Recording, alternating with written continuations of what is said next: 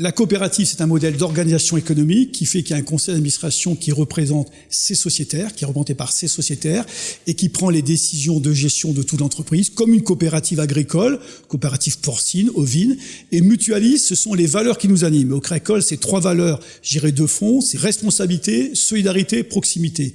Et c'est ça qui va donner du sens à l'action de la banque, puisque une banque coopérative a été créée pour être utile au territoire et aux personnes. Donc sa finalité, c'est servir le territoire et les personnes. Le résultat, c'est le moyen de le faire, ce n'est pas une finalité. Le Crédit Agricole en Martinique, ce qui le singulier, d'abord, il a été créé par des Martiniquais après la Deuxième Guerre mondiale pour apporter une réponse pour structurer l'agriculture. Ça, c'est sa première singularité. Et donc, en fait, pour ce faire, il est parti des hommes.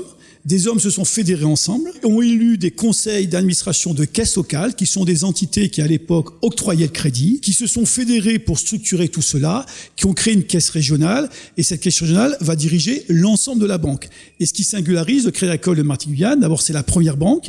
Il a 92 administrateurs qui sont les représentants des clients et qui dirigent l'entreprise avec un directeur général dont j'occupe la fonction.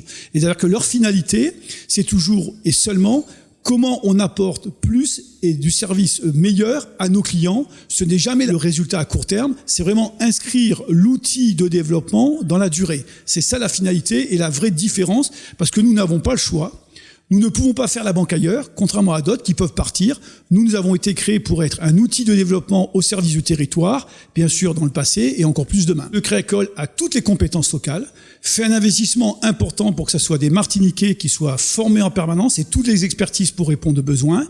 Ensuite, parce qu'il y a des niveaux d'expertise très pointus qu'il peut ne pas avoir localement, il s'appuie sur finalement le 10e groupe mondial. Et donc ça veut dire que c'est une banque qui est très puissante et qui peut recourir à toutes les expertises, qui peut aussi ouvrir des portes à l'international, puisque le Crédit Agricole est représenté partout, contrairement à la plupart des banques de la place.